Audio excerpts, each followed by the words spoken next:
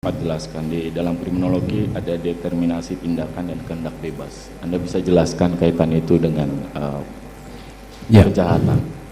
Jadi di dalam perkembangan pemikiran kriminologi dalam sejarahnya ada penjelasan yang disebut sebagai kehendak bebas, bahwa orang itu bertingkah laku sesuai dengan pilihan bebasnya dalam rangka mengejar kesenangan. Tapi perspektif atau paradigma ini kemudian ditinggalkan. Kriminolog lebih mencari penjelasan determinan, bahwa tindakan manusia dipengaruhi oleh faktor-faktor yang berada di luar yang bersangkutan. Nah, kriminologi yang saya tekuni lebih mencari faktor sosiokultural yang mempengaruhi tingkah laku seseorang. Sosiokulturalnya. Ya. Kalau dalam kaitannya dengan motif, tadi saudara ahli sampaikan juga soal motif. Secara contoh motif itu sudah disampaikan tadi, misalnya percintaan dan segala macam. Tetapi secara teori motif itu sendiri terbagi dalam berapa bagian? Ya, motif tidak lagi menjadi perhatian kriminologi sosial, karena sifatnya amat sangat individual dan kadang-kadang menyesatkan. Misalnya orang mengatakan motif ekonomi saya mencuri. Ada orang mempunyai motif ekonomi tapi bekerja, bukan mencuri. Jadi sebagai alat penjelasan dia tidak spesifik gitu. Maksud saya begini, saudara ahli, tadi pertanyaan saya ada berapa bentuk motif, bukan soal bahwa dari kalian saudara saksi tidak tertarik soal motif, tetapi dalam konteks kriminologi ini saya sebutkan, kalau dalam ini ada motif instrumental dan motif ekspresif. Mungkin dalam kaitan itu saudara ahli bisa jelaskan. Ya. Itu lebih dipelajari dalam psikologi yang tidak dipelajari dalam kriminologi yang sosiologis. Baik. Kemudian kalau dalam konteks tadi ada motif, ada karakteristik individu, subkebudayaan, juga peran korban. Bisa saudara saksi sedikit singkat saja jelaskan kaitan, kalau motif tadi sudah disebutkan, karakteristik individu, subkebudayaan, dan kemudian peran korban. Maksudnya? Ya, bisa saudara ahli jelaskan dalam kaitan faktor tersebut terhadap terjadinya kejahatan. Jadi perilaku manusia yang dipelajari dalam kriminologi yang sosiologis tadi bisa dipengaruhi oleh faktor sosial budaya, antara lain orang bertingkah laku jahat karena mewarisi budaya kejahatan. Itu yang satu. Kemudian orang melakukan kejahatan karena pengendalian sosial dirinya lemah, atau pengendalian sosial eksternalnya juga lemah. Orang melakukan kejahatan sebagai suatu pilihan untuk mencapai sukses, itu disebut sebagai inovasi. Orang melakukan kejahatan melalui proses belajar, tapi yang ini adalah ketika orang tersebut menjadikan kejahatan itu kebiasaannya, terbentuk karakter jahat melalui proses menjadi orang jahat. Ya. Kemudian ada juga orang melakukan kejahatan karena tuntutan sosial budaya. Dalam keadaan seperti ini kamu harus melakukan ini, dalam keadaan seperti ini kamu harus melakukan ini. Itu pengaruh budaya. Kemudian ada orang melakukan kejahatan justru sebagai reaksi terhadap label yang diberikan oleh masyarakat. Saya ini bukan penjahat, tapi kok masyarakat selalu menyebut saya penjahat. Akhirnya lebih baik saya menjadi penjahat daripada itu labeling. Ya. Kemudian ada juga kejahatan yang merupakan definisi dari yang membuat, terutama penguasa. Ada tindakan yang dikategorikan kejahatan, ada yang tidak. Itu definisi formal. Gitu. Dan sering juga ada definisi masyarakat, konstruksi masyarakat. Jadi itu pengaruh-pengaruh tadi yang dipelajari dalam kriminologi. Baik, terima kasih. Itu faktor-faktor yang tadi mempengaruhi orang melakukan kejahatan. Dalam kaitan sekarang kita bicara soal kasus pembunuhan. Ya. Saudara. Dalam kaitan dengan pembunuhan, motif-motif apa yang bisa kita nilai bahwa itu bagian dari sebuah pembunuhan berencana atau itu sebagai pembunuhan biasa? Ya. Dalam kaitan tadi kalau saya sempat singgung tadi sebenarnya ada motif instrumental, kemudian ada motif yang sifatnya ekspresif. Ya. Saya tidak menjelaskannya dalam dimensi motif, tapi membedakannya adalah apakah itu reaksi seketika ketika dia marah, atau reaksi yang ada jeda waktu untuk melakukan pembunuhan. Itu yang membedakan di situ. Karena ketika reaksi seketika melakukan pembunuhan itu dengan alat apapun yang ditemukan di situ, jadi tidak milih-milih gitu. Tapi kalau ada jeda waktu seperti tadi saya katakan, ketika mau melaksanakan pembunuhan ada petir, kemudian dia terhenti.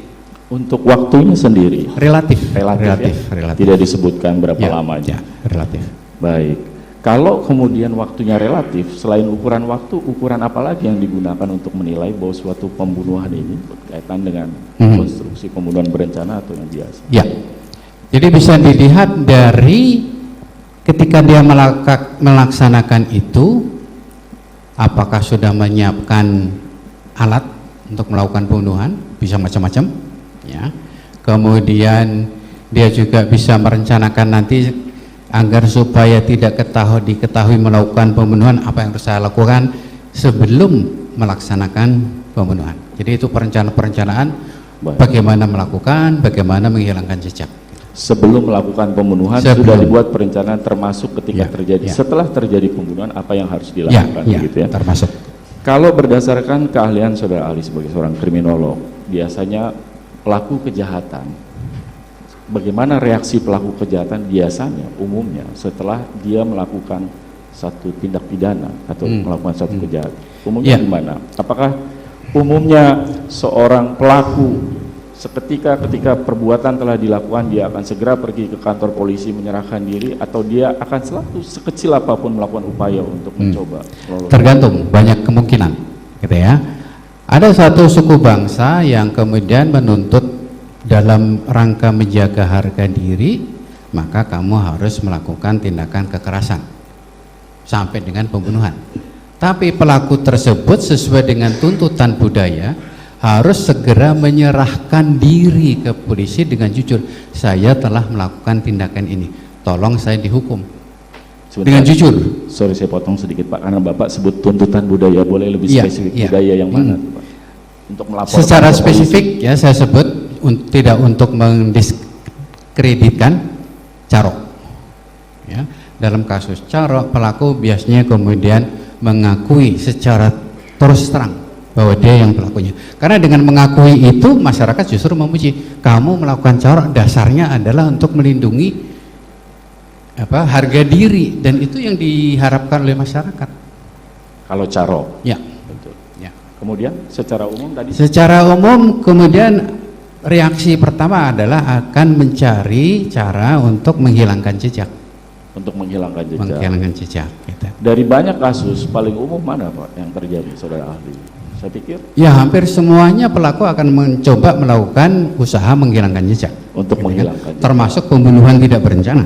Betul. Ketika sadar, loh, saya ini dikenal sebagai orang baik-baik kok telah membunuh.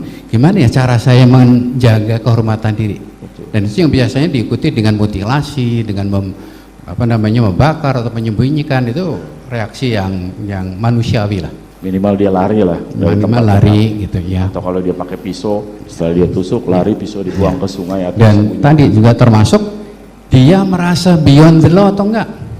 Ya. Habis melakukan perampokan, masyarakat menyaksikan, justru dia menantang masyarakat ini, bisa juga begitu. Baik. Karena tapi tetap dalam rangka agar dia bisa terhindar tetap. Baik. Tadi saudara ahli jelaskan kalau perencanaan setelah terjadinya kejadian itu dibuat sebelum melakukan tindak pidana, maka itu masuk dalam kualifikasi berencana. Salah satu ukurannya begitu ya, saudara ahli. Kalau dalam fakta perkara ini ternyata si pelaku tidak pernah menyampaikan rencana apapun setelah terjadinya peristiwa kejahatan, tetapi kemudian setelah peristiwa tersebut terjadi, tindak pidana dilakukan, terjadi penembakan dalam kasus ini, kemudian baru diinformasikan kepada masing-masing pelaku yang lainnya bahwa sebaiknya kita segera mengamankan diri dengan cara begini. Apakah itu masuk? Termasuk perencanaan. Kok bisa? Gimana? Ya, karena gini, sebelum melakukan sudah mempertimbangkan apa yang harus dilakukan setelah itu. Bukan Pak. saudara ahli. Makanya saya koreksi. Kalau tadi kita paham, saudara ahli kan sampaikan sebelum dilakukannya tindak pidana dalam fakta ini, sebelum penembakan, kemudian disampaikan kepada pelaku yang lain bahwa nanti kalau terjadi penembakan yang akan kita lakukan adalah 1, 2, 3, 4 ABCD.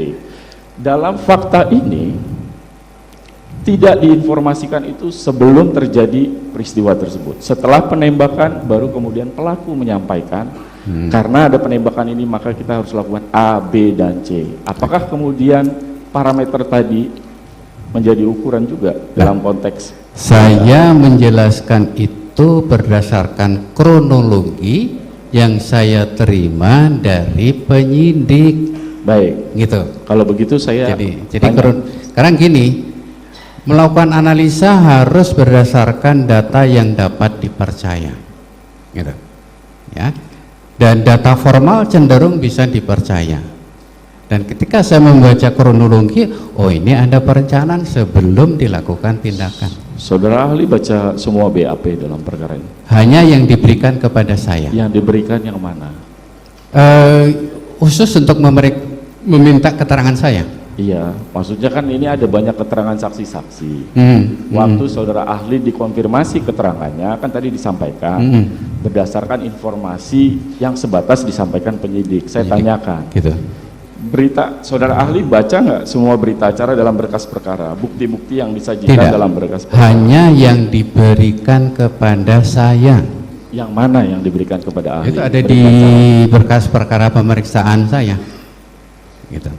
Informasinya, keterangan, maksud saya, apakah jalan cerita itu hanya pada satu keterangan saksi saja atau juga berikut dari keterangan saksi yang lain secara lengkap? Keterangan secara lengkap siapa saja yang ikut serta di dalam peristiwa itu semenjak dari Magelang sampai dengan di Jakarta. Artinya saudara ahli sudah baca semua BAP? Bukan, BAP saya tidak bisa mengatakan semua BAP, tapi yang diberikan oleh penyidik kepada saya. Iya, makanya saya tanya ahli kan, tadi. Kalau BAP-nya kan banyak tuh, tebal sekali kan? Yes. Yang diberikan kepada saya cuma sedikit, kronologinya aja. Cuma sedikit, versinya iya, penyidik. Baik. Kalau tadi di dalam keterangan persidangan ini, kan saudara ahli dikonfirmasi berdasarkan fakta di persidangan. Fakta di persidangan ini Pak yang dikonfirmasi sama jaksa dalam kacamata jaksa. Sekarang saya pakai kacamata penasehat hukum ya Pak, karena kita terpaksa harus masuk ke dalam fakta langsung tanpa ilustrasi. Dalam fakta kacamata penasehat hukum, apabila suatu rencana disampaikan kepada pelaku lain setelah terjadinya penembakan, kemudian baru diinformasikan bahwa nanti karena ada penembakan ini saya mesti selamatkan Anda lakukan A, B, dan C. Apakah kemudian kualifikasi yang tadi saudara ahli sampaikan, perencanaan sebelum itu masuk sebagai kualifikasi juga? Ini mesti konsisten ya, sama kalau menjawab dari uraian penasihat hukum, memang tidak ada unsur perencanaan, ya. Tetapi ada unsur penghilangan jejak. Sebentar Pak, saya satu-satu penghilangan jejaknya nanti. Ini kita lagi bicara soal berencana dengan kualifikasi ukuran yang saudara ahli tadi sampaikan gitu ya. Jadi kalau dengan konstruksi yang saya sampaikan tadi, perencanaan tidak ada. Tolong dijawab Pak. Ya, tidak ada. Tidak ada. Kalau yang disampaikan oleh penasihat hukum tadi. Betul, ya. Betul. Kemudian kami tanyakan kepada saudara ahli pernah melakukan penelitian secara khusus untuk kasus-kasus kekerasan seksual? Kekerasan seksual tidak saya pelajari secara khusus, tapi saya mempelajari hasil penelitian tentang kekerasan seksual. Boleh sebutkan satu di antara? Satu yang penting yang kemudian berbeda dari yang lain adalah penelitian yang dilakukan oleh Menagim Amir tentang victim precipitated forcible rape. Forcible rape. Ya. Okay. Dalam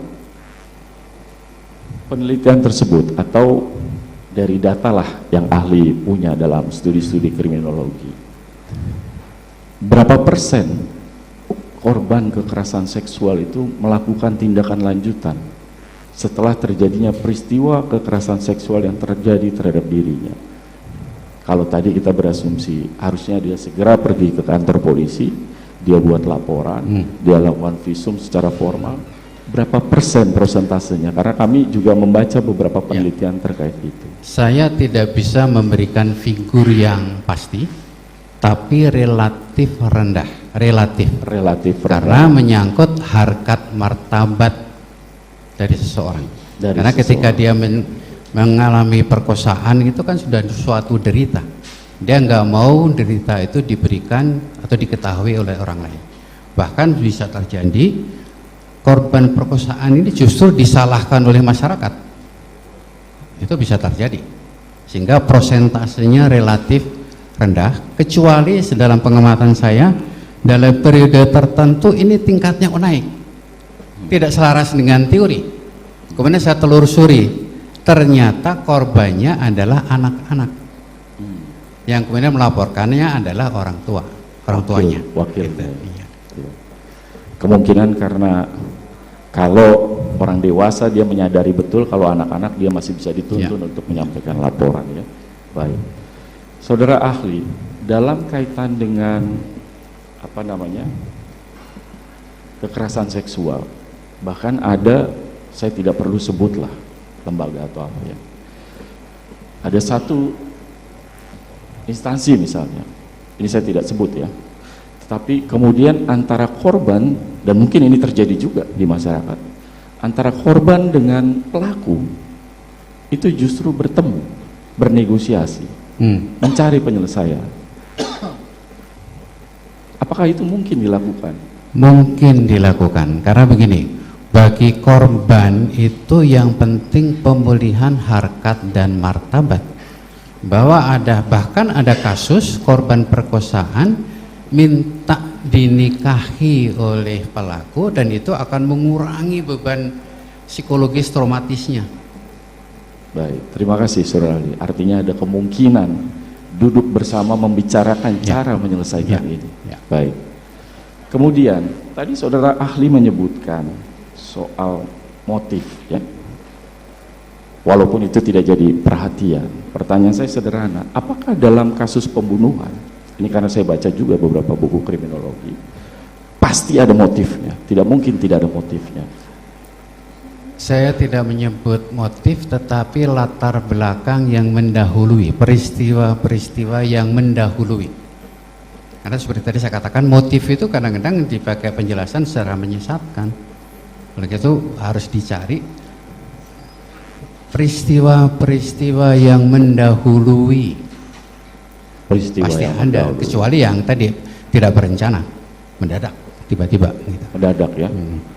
Apabila seseorang pelaku, ini untuk membedakan reaksi yang tadi kalau bahasa ahli spontan, walaupun kemudian jangka waktunya itu relatif, tetapi itu lebih pada keadaan-keadaan psikis, situasional.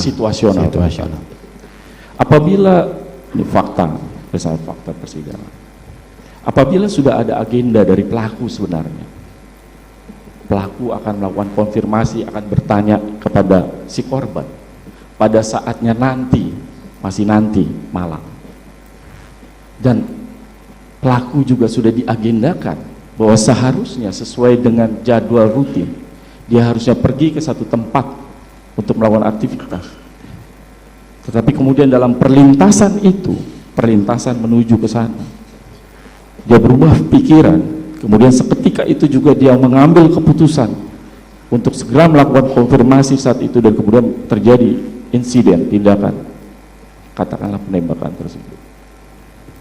Apakah keadaan-keadaan itu bisa kita nilai sebagai sebuah reaksi yang sebenarnya termasuk juga reaksi spontan? Karena kalau tidak, dia pergi dulu ke sana, dia atur dulu, susun dulu untuk nanti, dia buat satu rencana yang rapi. Itu bagian dari proses menilai atau melakukan definisi terhadap situasi. Apa yang harus saya lakukan? Begini, barangkali di suatu tahapan berubah, bisa berubah-ubah. Mana yang kemudian selalu pertimbangannya mana yang oleh pelaku dirasakan paling menguntungkan. Oke, dalam perubahan itu yang tadi, makanya saya tanya ahli, karena ini dicocokkannya langsung ke dalam fakta. Katakanlah rencana itu sudah dibuat, katakanlah ini kita berandai ya, kemudian dibatalkan, tiba-tiba dia masuk seperti itu. Rencananya juga mengkonfirmasi ya, bertanya, mengklarifikasi. Kemudian maksud itu, waktu, kemudian agenda lain, itu tiba-tiba karena dia melihat si korban melintas dan melihat korban tepat berada di hadapannya, dan seketika itu juga dia melakukan tindakan. Apa bisa itu dibilang? Bisa merupakan pemicu, memperkuat kalau ada peristiwa-peristiwa yang sebelumnya. Tadinya barangkali Gimana? saya mau negosiasi atau mau melakukan mediasi atau kemudian rekonsiliasi. Tapi dalam perjalanan ketika kemudian bertemu dengan calon korban, ya kan, emosinya lebih muncul. Bisa muncul. Kemudian ketika emosi itu muncul, terpicu, terjadi peristiwa itu. Dalam ukuran tadi konstruksi, karena kalau dalam pidana konstruksi berencana mencakup dua, soal waktu dan keadaan psikologis, keadaan yang sangat emosional. Bagaimana pandangan ahli? Harus begini, seketika ketika dia melihat calon korban langsung bertindak. Segera dia langsung bertindak. Segera. Artinya yang seharusnya dia masih berpikir panjang, ketika dia melihat segera dia bertindak saat itu juga. Baik, itu 20 menit lagi, saudara penasihat hukum. Itu dalam ukuran reaksi yang seketika, mengesampingkan dalam konteks pembunuhan berencana tadi ya, saudara ahli ya. Baik. Kemudian saudara ahli, tadi kita sudah singgung sedikit soal kekerasan seksual ya. Saudara ahli tadi singgung bahwa dari data sedikit sekali sebenarnya yang menyampaikan laporan, melakukan visum bahkan mungkin. Padahal kejahatan kekerasan seksual, karena ini dua, terjadinya biasanya di tempat tertutup. Tertutup, sedikit orang tahu. Apakah bukti-bukti lain di luar itu, di luar tadi, di luar visum, bukti petunjuk misalnya, bahwa setelah kejadian ada orang, ini kalau di luar, ada masyarakat yang menemukan si korban dalam keadaan lemah setelah terjadi peristiwa tersebut, dalam keadaan lemah. Kemudian situasi, kondisi di tempat itu tergambarkan bahwa terjadi satu peristiwa, kasur berantakan, tempatnya berantakan. Sebagai sebuah bukti petunjuk dan kemudian dilakukan assessment secara psikologis soal keadaan psikologis dari si korban, apakah bisa digunakan sebagai salah satu petunjuk? Sekali lagi saya bilang, petunjuk. Bisa, tetapi harus juga didukung oleh bukti-bukti yang lain. Betul. Jadi tidak cukup tunggal, ya. Karena persoalan perkosaan ini paling sulit untuk dibuktikan. Sangat sulit dibuktikan. Sulit. Dalam banyak kasus. Dalam banyak kasus. Tadi saudara ahli sebutkan, tapi harus didukung dengan bukti lain selain petunjuk. Di fakta ini, setelah terjadi peristiwa, kemudian ada dua orang, asisten rumah tangga dan juga satu driver yang melihat keadaan setelah terjadinya, tergeletak di depan kamar mandi dalam keadaan lemah. Kondisi kamar berantakan dan seterusnya. Kemudian menghubungi ajudan yang sebenarnya tidak ada di situ, di tempat lain yang diminta segera kembali karena keadaan darurat. Semuanya menunjukkan ada satu keadaan peristiwa di sana sebagai bukti petunjuk. Kemudian dilakukan assessment secara psikologis. Di luar bukti itu, kalau tadi saudara saksi sampaikan, ya, dan juga ini karena ada keterbatasan soal visum, kalaupun harus dilakukan dia punya jangka waktu yang terbatas. Jadi menurut ahli, bukti apa lagi yang mesti diperkuat? melihat kedudukan dari Pak Sambo, sebetulnya beliau ini mempunyai potensi untuk meminta pemeriksaan forensik. Apakah ada tanda-tanda jejak DNA dan seterusnya? Sebetulnya bisa melihat kedudukan beliau. Gitu. DNA tapi kalau ini tidak dilakukan, kemudian sulit untuk mencari tambahan bukti tadi, gitu loh. Karena memang sekarang orang menekankan kepada pembuktian secara ilmiah, gitu. Saya konfirmasi kali, saya tidak tahu ahli sudah sempat membaca berkas atau tidak, tapi di berkas itu juga disajikan apsifor ya, psikologi forensik ya, yang melakukan analisa terhadap assessment terhadap semua pihak yang ada di dalam perkara itu, termasuk Saudara Putri. Termasuk adanya indikasi kuat ada traumatik berat, kondisi traumatik berat dalam hubungan itu. Menurut saudara ahli itu tidak bisa juga digunakan?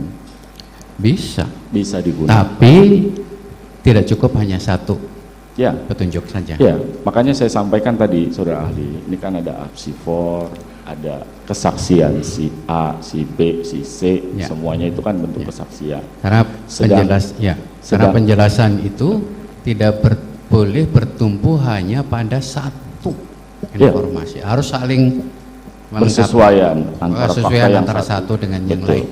Jadi itu disebut sebagai kebenaran koherensi, yang satu ditopang oleh yang lain. Baik. Tapi kalau pembuktian DNA tadi, kebenaran korespondensi, ini berasal dari siapa? Hubungan sebab akibatnya jelas. Betul. Baik. Saudara ahli tadi menyebutkan juga soal adanya relasi kuasa ya. Berapa kali tadi disebut saudara ahli. Dalam hubungan kekerasan seksual, apakah laki-laki dan perempuan juga terhitung dalam relasi kuasa, dalam posisinya ya, sebagai laki-laki, sebagai perempuan, gender. Kemudian dalam tadi juga dihubungkan dengan bagaimana karakteristik individual, misalnya bahwa si orang ini, si laki-laki ini, dia punya kemampuan tubuh yang lebih besar, punya kemampuan bela diri yang baik, situasi di rumah pada saat itu yang memungkinkan, posisi yang cukup dominan di antara pihak lain di luar korban. Ada ajudan yang lain, tapi dari fakta kelihatannya lebih dominan. Apakah potensi kemungkinan itu dengan penilaian tadi, jadi kan resiko penilaiannya bisa terjadi? Tergantung dari penilaian pelaku, apakah dia sanggup menerima risiko. Karena ketika dia melakukan tindakan tadi, akan diketahui oleh orang lain dan akan diketahui oleh atasan yang jauh tinggi pangkatnya, dan itu akan menjadi pertimbangan-pertimbangan. Betul, gitu. Betul. Saya paham maksud ahli bahwa itu jadi pertimbangan. Sehingga memang amat sangat tergantung dari keadaan psikologis calon pelaku atau yang disangka sebagai pelaku, dan itu perlu penelitian terhadap yang bersangkutan. Betul. Walaupun sudah almarhum misalnya, bisa digali dari teman, dari siapa, apakah ini orang ini karakteristiknya begini atau begitu. Saya paham, maksud saya pertimbangan soal risiko dan kemungkinan itu jelas ada di dalam, embedded di dalam diri pelaku. Yang saya tanya tadi adalah keadaan-keadaan yang saya sampaikan tadi, apakah mungkin itu juga menjadi semacam modalitas, menjadi trigger pelaku untuk bisa melakukan satu tindakan yang dianggap dengan kemampuan tadi sebagai enabler faktor, faktor yang menyebabkan, faktor tambahan yang menyebabkan dia dengan motifnya kemudian saya bisa melakukan itu. Tergantung tadi apakah dia berani menerima risiko atau tidak. Kalau dia berani, dia akan melakukan. Dia akan lakukan. Gitu. Dia akan lakukan ya kalau berani. Baik. Saudara penasihat hukum, 10 menit lagi waktu saudara. Saya mau ke Ibu Jangan lupa like, subscribe, dan share ya.